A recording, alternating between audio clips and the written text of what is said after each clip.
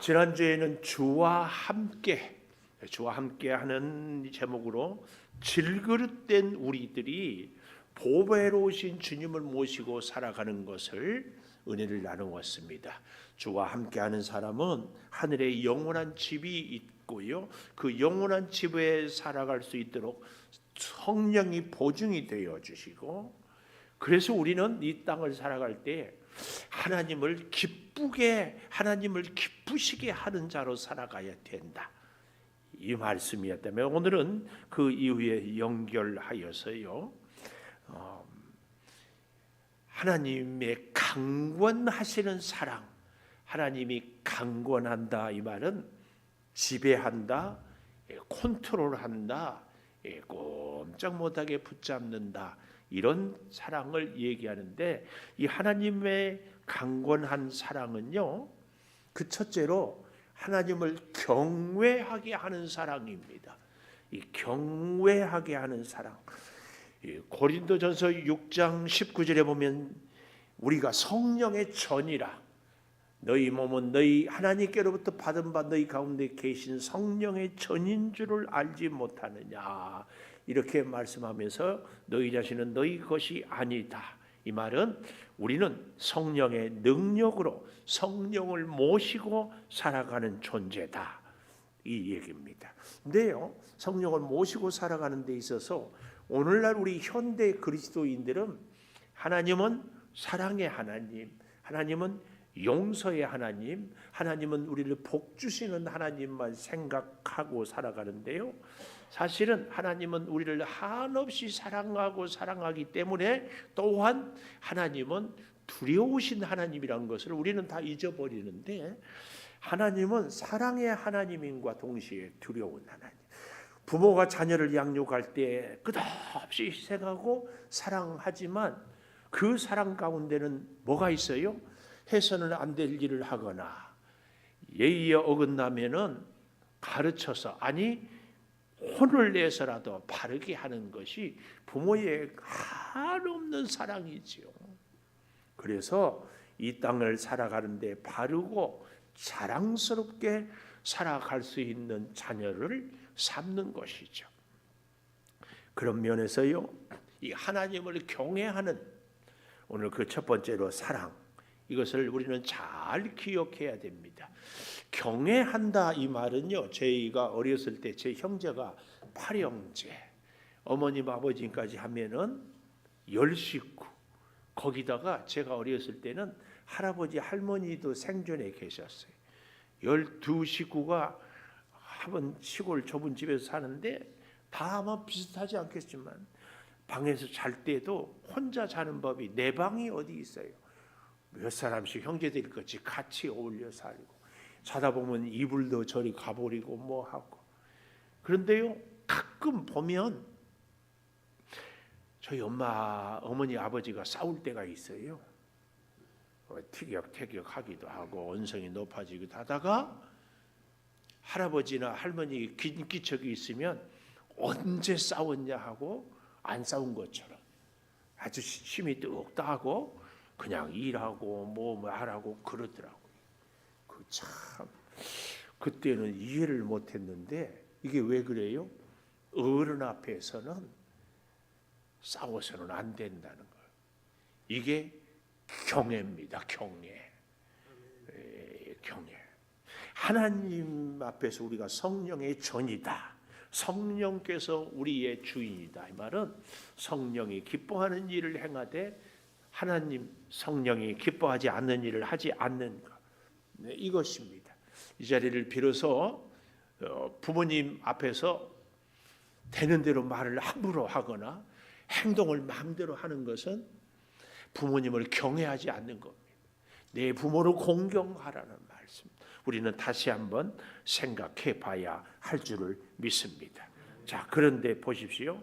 이런 경외하는 감각을 갖고 살아야 사실은 맞습니다. 성령의 사람들은요, 성령의 뜻에 상관없이 자기 마음대로 사는 사람을, 이런 삶을 방자한 삶이라고 이렇게 얘기해요. 우리로 말하면 조폭 혹은 무법자, 자기가 법이죠. 자기가 법. 이렇게 살아서는 안 됩니다. 사도행전 5장에 보면 아나니아 삽비라라는 사람이 자기 재산을 팔아서 얼마를 감추고 얼마를 내왔다가 바로 그 자리 베드로 사도 앞에서 죽잖아요. 이건 왜 그래요? 밭을 팔라고 성령이 하지 않았어요. 자기가 자발적으로 팔았습니다. 그런데 그 중에 얼마를 감추고는 어떻게 얘기했습니까? 얼마를 감추었습니다. 다 드릴 수 없어서 부분만 가져왔습니다. 그랬으면 괜찮을 거예요. 그런데 감추어 놓고 다 드린다고. 성령을 속여서 그 자리에서 그만 죽임을 당하는 거죠. 교회는요, 하나님의 사랑과 은혜가 풍성해야 되지만 동시에 하나님의 어미하심, 두려운 하나님에 대한 이 경외하는 마음이 같이 있어야 됩니다. 아니, 우리 성도 한 분 한 분의 삶이 사랑이 많으신 하나님과 어미하신 하나님을 같이 모시고 살아가야 합니다.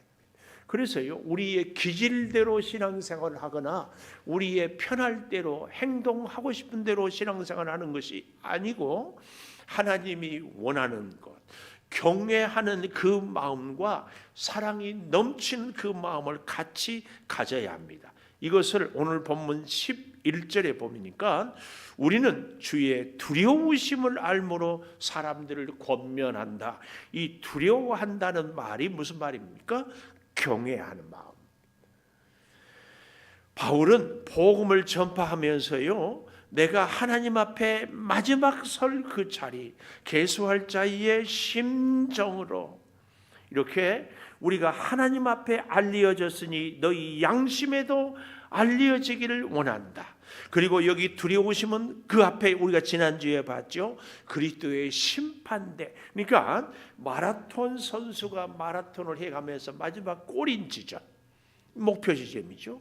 우리도 인생을 사는데 우리 인생의 골인 지점은 우리가 죽고 주님의 심판대 앞에 섰을 때에 주님의 축복과 판단과 주님의 그 계산, 여기에 우리가 어떤 사람으로 서는가, 이것이 이 시대를 살아가는 우리 인생들의 목표다, 이렇게 말할 수 있어요.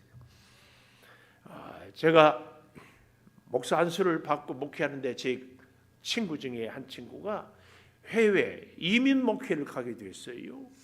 그런데 보니까 자기가 가졌던 웬만한 책들, 책꽂이, 심지어 컴퓨터까지도 다 이리저리 친구들에게 주고 가더라고요. 가져갈 수도 없고 가면 또 새로운 거, 뭐 여러 가지가 맞지 않았어요. 우리가 인생을 사는 것은 이 땅에서 필요한 것이 천국에서는 필요치 않기 때문에 사실은 우리도 항상, 심지어 또 이런 예도 들 수 있지요.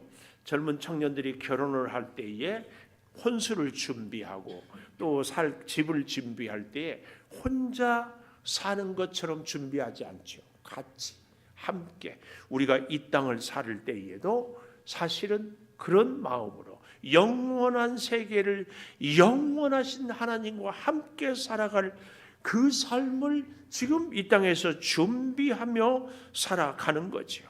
이 삶을 오늘 여기 11절에 하반절에 너희 양심에도 알려지기를 바란다, 이 말은 무슨 말씀입니까?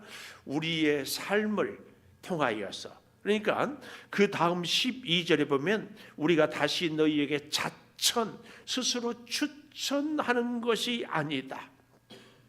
우리의 삶으로 나의 존재를 너희들에게 보여주기를 원한다, 그 말씀입니다.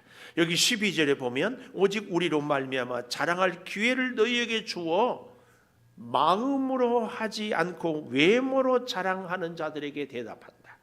이 고린도 교회가 특별히 문제가 많아서 바울이 편지를 쓰는데, 이 바울을 대적하는 사람들이 추천서를 자랑하니까 바울은 나의 추천서는 고린도 교회 너희들이다. 그런데 이 추천서를요, 오늘날에도 이제 이 신입 작가들은 자기 이름이 알려져 있기 않기 때문에 어떻게 해요? 추천하는 사람들이 유명한 사람한테 추천사를 받아서 하면은 이 작가는 내가 잘 모르지만 추천한 분이 훌륭한데 좋은 책이라고 하니까 한번 읽어봐야 되겠다 그래요. 그런데요, 이제 이 작가가 훌륭한 사람이 돼서 지명도 많은 사람들에게 알려지기 시작하면 그 다음부터는 그 누구의 추천글의 글이 필요 없어요. 그냥 아무개 책 그러면 그 자체가 믿을만하고 홍보가 되고 서로 우리나라에서 노벨상을 받았잖아요. 굉장한 겁니다. 그 이름이 뭐예요? 한강. 두만강도 아니고 한강. 그런데 그 아버지 한승원. 근데요, 이제 노벨상을 받고 나니까 그 아버지가 누구인가 이게 아니에요. 한강이라는 작가가 더 유명하죠. 더 유명해요. 바울은 지금 그 얘기를 하고 있습니다. 바울 당시의 사람들은요, 수사학이 발달했어요. 말을 어떻게 얼마나 잘하느냐 이런 거. 그 다음에 자기의 혈통을 자랑했어요. 바울이 한 번은 고린도 교회들이 사도 그 거짓 선지자들이 얘기를 하니까 누가 히브리이냐? 나도 베냐민 지파. 누가 무슨 학문을 지식을 자랑하느냐? 나는 당대의 최고의 가말리엘의 문화생이다. 누가 할례를 얘기하냐? 나도 할례. 누가 로마 시민권? 나는 태어나면서부터 로마 시민권. 그러나 그 모든 것을 다 배설물로 여겼다. 바울은 그렇게 얘기하지 않습니까? 그러면서 나는 오늘 12절의 내용이 내 삶으로 증명을 하겠다. 오늘 사랑하는 여러분, 누가 나를 보고 내가 아무 말도 하지 않았는데 예수 믿은 분 같습니다. 최고의 칭찬이죠. 거기에 곁들여서 이런 얘기를 들었으면 참 좋겠어요. 보니까 느낌이, 분위기가 꼭 창조교회 다니는 것 같습니다. 얼마나 좋아요. 얼마나 좋아. 사람들이 우리를 성도라고 부르는데요, 이 성도이기 때문에 우리는 연대감을 얼마나 좋은지 몰라요. 고향이 같기만 해도 서로 친밀감을, 아니 어디 학교를 같이 나왔다, 선배다 후배다, 여기에도 굉장한 우리는 친밀감을 느끼잖아요. 근데 우리는 영원한 천국을 살 성도로서 얼마나 복됩니까? 그런데요, 자 보십시다. 오늘 뜻밖의 13절에 보면 우리가 만일 미쳤어도 하나님을 위한 것이고 정신이 온전하여도 너희를 위한 것이니, 하나님을 경외하며 살아가는 사람들은요, 자기를 추천한 것이 12절에 있는 것처럼 외모의 자랑도 아니고 자기의 그 어떤 것으로서 나를 내세우는 것도 아니고 삶으로 얘기하는데, 그렇게 살아가다 보면은 이런 얘기를 듣는다는 얘기예요. 무슨 얘기예요? 미쳤다, 미쳐. 여러분, 제가 감히 여러분에게 도전하고 싶어요. 예수를 수십 년 믿었는데 이런 얘기 한번 들어본 적 있어요? 예수를 믿는 것은 좋은데 미쳤네, 미쳤다는 얘기 한 번이라도 들어보셨어요? 제대로 믿은 사람이. 지금까지 예수를 믿으면서도 적당히 믿어, 너무 빠지지 말어, 이렇게 얘기를 하고 얘기를 듣고 살았으면은요, 조금 그래요. 우리가 다 코로나를 지났잖아요. 코로나 때 세상 사람들이 교회를 얼마나 공격했어요. 얼마나 비난하고, 이 교회가 코로나 온통 막 이렇게 오염시키는 것처럼 그렇게 세상이 얘기했는데요. 그 사람들요, 식당에 가서 밥 먹을 때 식당에 10명 이상 들어오지 못하게 해라, 그런 얘기 들어봤어요? 식당 가서 마스크 쓰고 밥 먹는 거 봤어요? 카페에 가서 차 마시면서 멀리 떨어져서 말하는 거 봤어요? 그 사람들은요, 자기들끼리 다 밥 먹고 다 차 마시고 다 하면서 교회만 보고 뭐라고 그랬어요? 10사람 이상 모이지 마라, 뭐 해라, 그럴 때 우리가 그래도 교회 간다고 그러면 뭐라고 그래요? 미쳤네, 미쳤어. 예. 여러분, 우리가 예수를 한평생 믿는데 적어도 한 번 정도라도 예수님께 미친 사람이다 이런 얘기를 듣는 것이 축복입니다. 아니, 그 정도의 믿음 생활을 한번 경험도 있어야 합니다. 사랑하는 여러분, 세상 부귀와 단절하지 않고 세상 명예와 끊지 않고 어떻게 하나님의 말씀에 온전히 따를 수 있습니까? 출세하지 말라는 얘기가 아니에요. 부귀 영화를 누리지 말라는 얘기가 아니에요. 그러나 그 어떤 세상의 부귀보다 그 어떤 명예보다 하나님이 가장 우선인 그런 때가 한번, 취업에 좋은 직장이 있는데 청년이 주일날 근무한다는 얘기 때문에 직장을 포기하는 거죠. 정말로 내 마음에 드는 배우자감이 있는데 예수를 안 믿는데 포기하는 거죠. 이런 사람을 보고 뭐라고 그래요? 미쳤다고 그러죠. 교양이 좋고 상식이 있고 세상 평가에 귀를 기울이는 것이 아니라 우리 주님이 기뻐하실 그 길. 여러분 잘 보십시오. 세상의 평가는요 계속 바뀝니다. 정치하는 사람들 보십시오. 여당이 잡으면 야당이 비난하고 야당이 잡으면 여당이 비난하고 서로 그러고 있어요. 역적이 영웅이 되고 영웅이 역적이 되는 거예요. 오직 우리 주 예수 그리스도가 상 주시는 이심을 믿어야 합니다. 그래서요 세상에 영원한 것은 딱 세 가지라고 그래요. 하나는 예수 그리스도, 하나는 하나님의 말씀, 또 하나는 그가 행하신 일. 이 세 가지만이 영원해요. 그래서요 14절 오늘 15절 미쳤어도 하나님을 위한 것. 오늘 제가 코로나 얘기를 갖고도 했지만 바울을 보고도 베스도 총독이 사도행전에 보면 너의 많은 지식이 너를 미치게 했다. 아니 우리 예수님을 보고도 그의 형제들이 뭐 귀신 들렸나 미쳤나 봐 이런 얘기를 하고 있어요. 오늘 보면 14절을 보십시오. 그리스도의 사랑이 우리를 강권하시는도다. 우리를 확 끈다 그 말씀이에요. 그 사랑이 참 우리를 강권하는데요. 우리가 생각하건대 한 사람이 모든 사람을 대신하여 죽었은즉 모든 사람이 어떻다고요? 죽었다. 15절 모든 사람을 대신하여 죽으심은 살아있는 자들로 하여금 다시는 그들 자신을 위하여 살지 않고 그들을 대신하여 죽었다가 살아나신 이로 위하여 살게 하려 함이라. 이런 사람은 어떤 사람인가? 17절에 새로운 피조물이다 그 말이에요. 그래서 오늘 강권하는 사랑의 첫 번째는 경외하는 사랑이고 이 하나님을 경외하는 사람은 두 번째 17절에 있는 것처럼 새로운 피조물이 되는 겁니다. 새로운 피조물. 새로운 피조물이 어떤 존재입니까?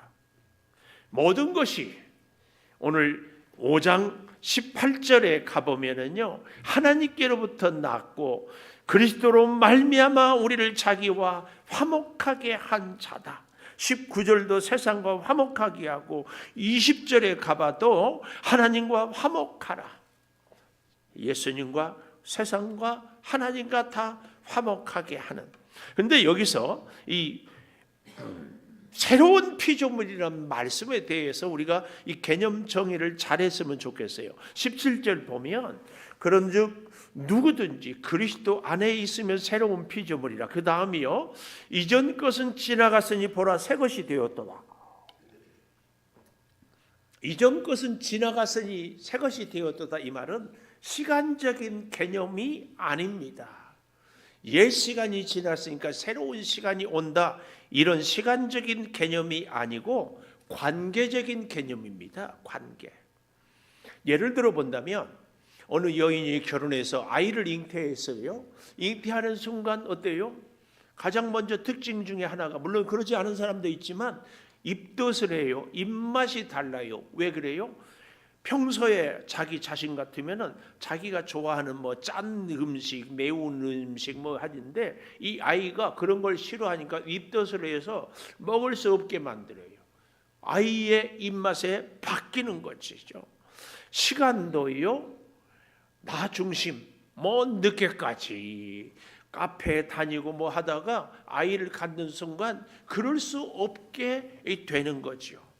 심지어 음악을 듣는 것도, 음식을 먹는 것도, 친구를 만나는 것도, 아니 돈을 쓰는 것도요, 그동안에는 자기만 위해서 썼는데 아이가 태어나면 필요한 기저귀, 아이가 필요하면 입혀야 할 옷, 아이가 태어나면 가져야 될 것, 심지어 병원을 가도 그전에는 건강검진을 자기만 했다면 이제는 태아 중심의 검진을 하지 않습니까? 이렇게 다 바뀌는 겁니다. 이게 뭐예요? 새로운 피조물이다, 그 얘기예요. 그 얘기. 더 나은 사람이 되기 위해서 노력하고 결심하는 이런 정도가 아니고, 도덕적으로 성인 군자가 되고자 함도 아니고, 옛 모습 그 사람이지만 근본적인 변화가 생겼습니다. 이것은 마치 세상이요, 그 옛날에는 이 지구가 중심이고 달과 해가 다 돈다고 생각했던 천동설이 있었습니다. 근데 이 코페르니쿠스라는 사람이 아니다, 우리 지구가 돈다, 지구는 네모 반듯한 것이 아니라 어떻게 둥글다, 이런 얘기를 과학을 통하여 연구하고 얘기하니까 오히려 이 코페르니쿠스가 진리를 깨트린다고 그를 다 핍박을 했습니다. 새로운 피조물은 바로 이 코페르니쿠스 같은 완전한 생각을 뒤집는 겁니다. 철저하게 자기 중심에서 임신한 여인이 아이 중심인 것처럼 세상을 나 중심에서 하나님 중심으로 바꾸는 사람, 그 사람이 새로운 피조물이다, 그 말씀이에요. 시간도 나 중심에서, 원하는 것도 나 중심에서 하나님, 그래서 관계의 중심이, 이런 사람을 아까 얘기했죠. 세상은 미쳤다고 그래요. 미친 사람이라고. 왜요? 세상은요 다 자기 중심이에요. 나한테 좋은 사람은 좋은 사람, 나한테 좋은 일은 좋은 일, 나한테 해를 끼치면 나쁜 사람, 이런 사람이 하나님을 믿고 예수님을 만나고 새로운 피조물이 되면 나한테는 안 좋지만 우리 주님이 좋아하는 일이라면 좋은 일이 되는 거예요. 나는 싫지만 주님이 좋아하다면 그 일을 하는 것입니다. 이 사람이 새로운 피조물이 되는 것입니다. 그러니까 세상 사람들은 오늘 바울에게 얘기하는 것처럼 미쳤다고 얘기를 하는 것이, 그런 면에서 우리가 예수님께 미쳤다는 얘기를 듣는 것이 사실은 바른 신앙생활이다, 지금 그 말씀을 드리고 싶어요. 여러분, 가끔은 세상이, 가족이, 사람들이 미쳤다, 미쳐, 그런 얘기를 들을 수 있기를 바랍니다. 예수님이 원하고 예수님이 말씀하시고 예수님이 기뻐하는 그 길은 어떤 일이 있어도 그 길을 가는 거죠. 세상 사람들이 예수님을 참되게 믿으려 할 때에 꼭 그런다니까요. 너무 빠지지 말어. 적당히 하세요. 새로운 피조물이란 존재를 이해하지 못한 사람들, 여러분, 복음을 부끄러워하지 말라는 얘기는 바로 그 얘기입니다. 이걸 오늘 14절에 보면 다시 그리스도의 사랑이 나를 강권한다, 이렇게 말씀하잖아요. 오늘 제목 강권하는 사랑, 컨트롤이에요. 그리스도의 사랑이 나를 지배하고 그리스도의 사랑이 나를 다스려. 그러나 이 강권에 대해서 이해를 잘해야 됩니다. 여기서 강권한다, 이 말은 자발적으로 참여하게 한다, 억지로가 아니라. 또 예를 들어보면 어린아이를 잉태한 여인이 애가 먹지 말라고 해서 안 먹는 게 아니잖아요. 애가 뭐 기저귀를 사고 분유를 사고 뭘 사라고 얘기하지 않아요. 그러나 아이를 사랑하기 때문에 그의 물질도 그의 시간도 그의 모든 것이 다 바뀌어지는, 태어나면 아무것도 엄마를 위해서 하는 게 없어요. 그러나 100%의 아이를 책임지는 것이 엄마의 사랑입니다. 여러분, 이 강권한다 이 말은 사랑으로 자발적으로 순종하고 따르고 충성하는 겁니다. 여러분, 행여 우리의 마음이 미움으로 분노로 질투로 욕심으로 좌우된다면 우리는 점점 사탄 마귀의 삶을 따라갈 수밖에 없습니다. 이런 사람은 인생의 중심이 내 자신입니다. 이런 사람이 사실은 새로운 피조물이 되면 사랑의 대상이 바뀌는 거지요. 나를 사랑하는 것에서 주님을 사랑하는 것으로. 그리스도의 사랑은요, 우리 잘 알죠? 누군가를 사랑하면 닮아가요. 주님을 닮게 합니다. 미움, 분노, 원망, 시기, 질투, 사탄을 닮아가게 되어 있어요. 예수 그리스도의 사랑은 모든 사람을 위해 대신 죽으신 그 사랑, 필요한 것도 다 베풀어 주신 사랑, 그래서 대신 죽은 사랑. 이 대신이란 말과 위하여 죽는다는 말과는 조금 저는 차이를 두고 싶어요. 이 내가 너를 위하여 이 말은 예를 들어서 사랑이 100이라면 30%만 해도 너를 위하는 것이라면, 대신이란 이 말은 네가 죽어야 할 대신 내가 죽는다, 완전히 희생한다, 그런 차이가 있습니다. 오늘 사랑하는 여러분, 그래서요 우리가 새로운 피조물이 되었다.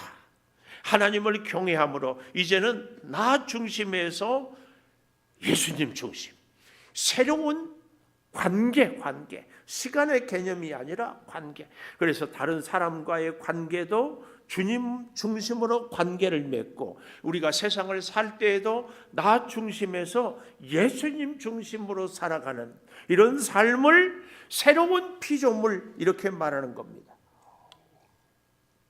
우리는 내 자신을 위해서 사는 것이 아니라 주님을 위해서 사는 것입니다. 자 보십시오. 하나님을 경외하는 사람으로, 그 사랑으로 사는 사람은 새로운 피조물이 되었다. 그래서 나 중심에서 이제 예수님 중심의 삶을 산다. 여기에요 너무나 확실한 것은, 사과나무는 사과 열매를 맺는 것처럼 새로운 피조물은 새로운 피조물의 열매를 맺습니다. 그 열매가 뭔가? 오늘 본문 18절 이하에 모든 것이 하나님께로부터 났다, 새로운 피조물이죠. 그가 그리스도로 말미암아 우리를 자기와 화목하게 하시고 또 우리에게 화목하게 하는 직분을 주셨다. 이 말씀을 잘 이해를 해야 됩니다. 하나님께서 예수 그리스도의 십자가 죽으심으로 거룩하신 하나님과 죄인된 우리는 도저히 화목할 수 없는데, 하나님이 예수 그리스도를 화목 제물로 삼으셔서 어떻게 우리가 서로 하나님과 우리가 화목하게 되었다. 지금 18절은 그 얘기입니다. 그런데요, 이 18절을 잘 보십시오. 우리가 하나님과 화목하게 되었다면 18절 하반절에 또 우리에게 화목하게 하는 직분을 주셨다, 그 말씀이에요. 여러분, 목사, 장로, 이 직분이 중요한 게 아니고 하나님께서 우리에게 화목하게 하는 직분은 축복의 통로입니다. 직분은 사명입니다. 직분은 사실은 능력이에요. 능력. 오늘 우리에게 하나님이 주시는 이 직분은 뭐예요? 화목하게 하는. 그러니까 예수님은 하나님과 우리를 화목하게 했다면, 그래서 하나님과 화목된, 예수님으로 화목된 확실한 사람은 또 다른 사람들을 예수님과 화목하게 하는 직분을 감당하는 자다, 그 얘기입니다. 오늘 우리는 하나님께서 주신 직분, 화목하게 하는, 우리에게 화목하게 하는 직분을 주셨다. 19절 보십시오. 하나님께서 그리스도 안에 계시사 세상을 자기와 화목하게 하시며, 세상, 죄의 상징이죠. 이 죄된 세상을 하나님과 화목하게 하시고, 그 다음 보십시오. 그들의 죄를 그들에게 돌리지 아니하고, 죄인들에게 죄를 돌리지 아니하시고 화목하게 하는 말씀을 우리에게 부탁하셨다. 화목하게 하는. 여러분, 여기 이 18절에 그들의 죄를 그들에게 돌리지 아니했다, 이 말씀을 잘 좀 이해해요. 세상은요 이런 얘기를 많이 합니다. 우리가 참 공감도 하는 것 같은데 이런 얘기를 해요. 무슨 얘기를 하냐면은 죄는 미워하되 죄인은 미워하지 마세요, 이런 얘기하지요. 그래, 그 말이 맞다. 그런데요, 이 죄는 미워하되 죄인은 미워하지 말라는 말씀이 오늘 여기 18절에 있는 말씀 19절도 같이 해당되는 이 말씀, 19절에 그들의 죄를 그들에게 돌리지 아니하시고, 이 말씀, 죄 따로 죄인 따로, 이것은요 헬라 철학의 이원론적인 얘기입니다. 오늘 여기 19절에 그들의 죄를 그들에게 돌리지 아니하시고, 이 말은 죄값이나 죄인이나 사실은 같은 얘기예요. 성경은 영과 육을 따로 구분하지 않습니다. 우리는요 죄가 죄인에게 속에 들어오면 죄인이 죄를 짓고 죄가 죄를, 이건 하나입니다. 하나. 그래서 여러분, 우리가 여기서 정말 이 잘 하나님과 화목이 되었다는 이 말씀 앞에서요, 죄 따로 죄인 따로는 없습니다. 죄인이 죄고 죄가 죄인입니다. 죄인을 미워하지 않으니까 어떻게 하라고요? 감옥에 안 가둡니까? 아니에요. 그에게 벌을 주지 않습니까? 아니에요. 죄를 지었을 뿐이지 사람은 죄가 없다, 그런 게 어디 있어요. 우리는 잘 기억해야 됩니다. 오늘 사랑하는 여러분, 저는 여러분과 함께 이 말씀을 이 성탄의 계절에 잘 좀 적용해 보고 싶어요. 우리는 세상을 살아가는데 사람과 관계를 맺고 살아가잖아요. 새로운 피조물은 관계적인 개념이라고 하지 않았어요. 아니, 마귀의 자식들과 우리가 서로 관계를 멀리하고 사는 거야. 당연히 그럴 수 있어요. 왜요? 우리를 주관하시는 분은 성령님, 마귀의 자식들은 마귀, 그러니까 서로 화목할 수가 없어요. 이건 문제가 될 것 없는데, 문제는요 한 분 하나님을 모시는 예수 믿는 우리들, 아니 그것도 한 교회를 다녀요, 한 믿음을 가졌어요. 이런 우리 성도들 사이에서 갈등이 생겨요. 서로 사이가 서먹서먹해요. 성도 아니 뿐입니까? 부부 사이에, 부모와 자녀 사이에도 이런 갈등이 있을 수가 있어요. 그런데요 화목이 잘 안 돼요. 화목이 잘 안 돼. 왜요?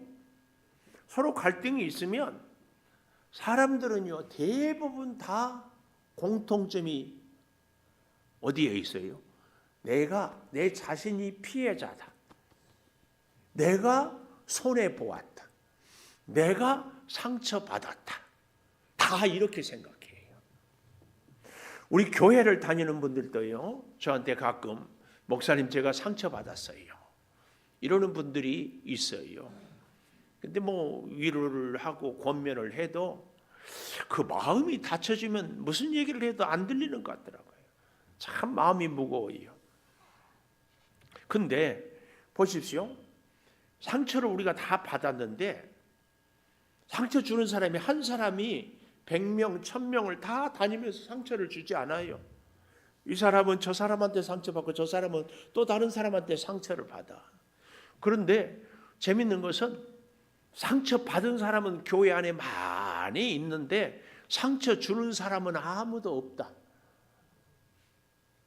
더 여러분 그 아세요? 나는 상처를 받았는데 누구한테도 상처 준 적이 없다. 그래요.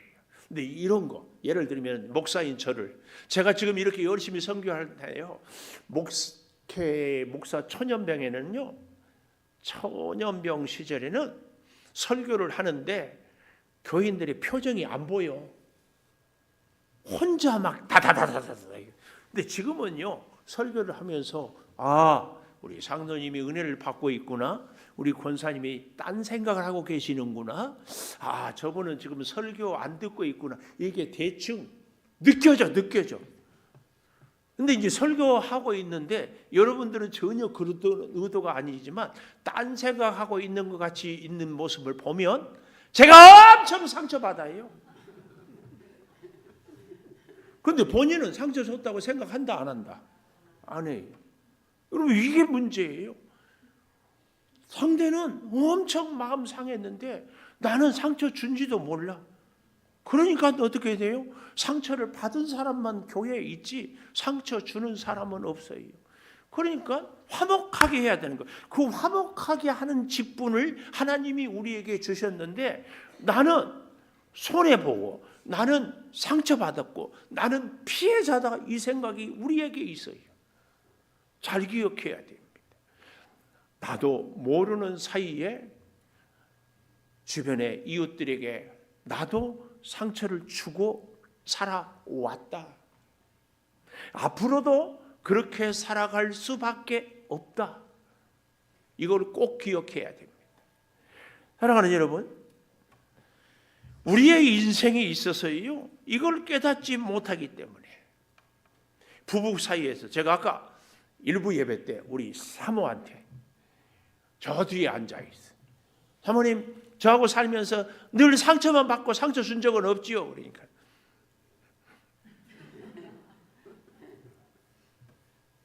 여러분, 아니에요. 그러니까 이 생각 때문에 내가 피해보고 내가 상처받고 내가 손해봤는데 왜 내가 먼저 미안하다고 얘기해야 돼? 내가 왜 사과를 해야 돼? 그러면 저 사람은 진짜 자기가 잘한 줄 알 것인데. 그래서 이 화목하게 하는 직분을 주셨다고 하면서 죄 없는 우리 예수님, 아무 흠도 없는 예수님을 하나님께서 어떻게 했어요? 화목제물로 삼으셔서 하나님과 우리를 화목하게 하면서 우리에게 너에게도 화목하게 하는 직분을 주셨다. 그 말. 오늘 이렇게 살아가는 우리들을 보고 세상 사람들은 미쳤다고 그래요. 그래서 우리는 이 말씀 앞에서 정말 바울이 당했던 미쳤다. 다 미쳤지요. 세상 사람들은 내가 잘못한 것이 없는데 왜 내가 사과를 해야 돼? 내가 왜 먼저 손을 내밀어야 돼요? 그러니까 영원한 평행선 가운데서 안 되는 겁니다. 화목은, 우리 예수님의 화목은 그냥 눈 감아주고 모른 채 하고 이런 화목이 아니라 근본적인 원인을 해결해 주는 겁니다. 해결해 주는. 하나님이, 예수님이 사람이 되었잖아요. 왜요? 사람이 지은 죄값을 사람의 몸을 입어야만이 죄값을 치를 수 있기 때문에 그렇습니다. 그래서 이 진리로 그리스도의 사랑이 나를 강권한다면 이 진리를 따라 내가 사는 것입니다. 여러분, 이 사실을 잘 기억해야 됩니다. 이 화목, 오늘 이 말씀에 18절에도 화목하게 하시고 화목하게 하는 직분을 주셨다. 19절에 세상과 자기를 화목하게, 또 화목하게 하는 말씀을, 그래서 20절 마지막에 너희는 하나님과 화목하라, 이 말이에요. 하나님과 화목하는 사람은 하나님이 만나게 하는 사람과도 화목한 사람이 되는 겁니다. 이 화목하니까 화목지수란 말이 있어요. 화목지수란 말은 무슨 말인가 하면은 우리에게 기쁜 일이 있을 때 누구한테 가장 먼저 이 기쁜 소식을 알리고 싶어요? 가장 사랑하는 사람. 또 내가 가장 힘든 일이 있을 때 누구하고 가장 먼저 의논하고 싶어요? 그것도 가장 사랑하는 사람. 그렇죠? 우리가 이 화목지수라는 얘기는요, 나의 기쁜 일, 슬픈 일, 힘든 일, 어려운 일이 있을 때 가장 먼저 누구하고 의논하는 거. 어떤 분들은요, 하나님은 3등입니다. 이런 시 제가 주보에도 가끔 올렸죠. 좋은 일이 있을 때면은 언제나 내가 먼저 누리고 그 다음에 잘 안 되면 그것으로 부족하면 사람들한테 자랑하고, 반대로 힘든 일도 어때요? 내가 먼저 내 방법으로 해결해 보려고 하고, 그래도 안 되면 내 주변 사람들에게 의논을 해보고, 그리고 안 되면 하나님을 찾아. 이 화목지수가 하나님 앞에서 어떤 일도 가장 먼저 하나님, 슬픔도 기쁨도 하나님, 이게 화목지수가 높은 사람입니다. 우리 인생의 목적이 내 만족이 아니라 하나님께 영광을, 먹든지 마시든지 하나님의 영광을 위하여. 오늘 25년 성탄의 기쁨은, 성탄의 진정한 의미는 바로 이것, 새로운 피조물, 하나님의 강권하신 사랑으로 새로운 피조물, 새로운 관계를 맺었다면 그 새로운 피조물 관계된 우리의 증명, 열매, 화목. 오늘 사랑하는 여러분, 나도 모르는 사이에 섭섭하게 하는 일들, 내가 아프고 상처받고 어렵고 힘들 때마다 내 주변에 이런 사람은 없는가? 우리 하나님은 예수님을 죽이기까지 우리와 화목하게 했는데, 이 성탄은요, 그래서 진짜는 우리가 화목자로 살아야 할 줄을 믿습니다. 우리 찬양, 낮의 해처럼 밤의 달처럼 찬송을 우리 아는 분들은 같이 하고, 아마 다 알겠지만 말씀을, 결론을 이 찬양으로 대신하고자 합니다.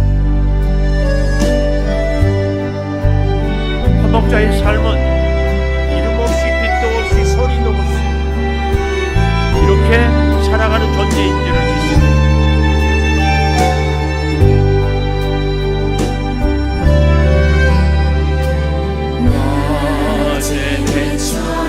우리 같이 찬양하십시다. 밤엔 달처럼 그렇게 살 수는 없을까? 화목자의 삶은 이렇게 사는 거예요. 욕심도 없이 어두운 세상 비추어 온전히 남을 위해 살듯이. 아멘. 나의 인생에 꿈이 있다면 이 땅에 빛과 소금 되어 가난한 영혼, 지친 영혼을 주님께 인도하고군요.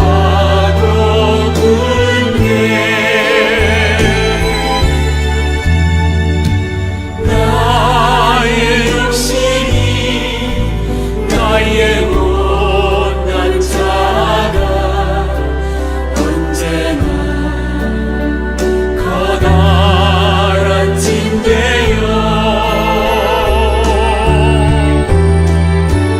나를 짓눌러 마음을 공고케 하니 예수여 나를 도와주소서.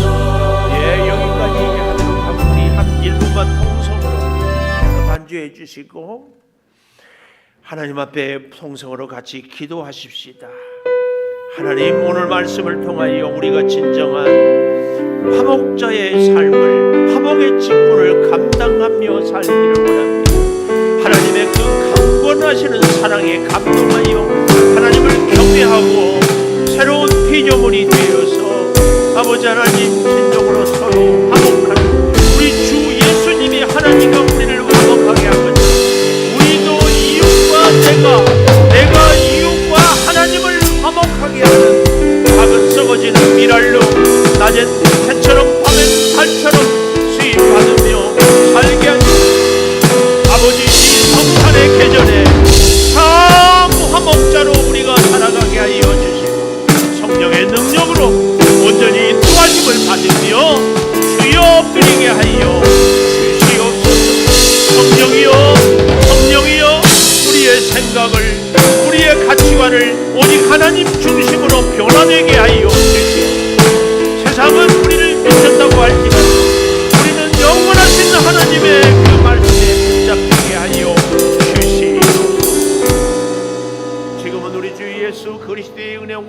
아버지 하나님의 무한하신 사랑과 성령의 감동하심이, 강권하시는 하나님의 사랑, 그 사랑으로 하나님을 경외하며 새로운 피조물이 되어서 화목자의 삶을 살기를 다짐하는 우리 온 교우들 위에 이 성탄의 계절에 참 은혜로 붙잡아 주시기를 간절히 축원하옵나이다. 아멘.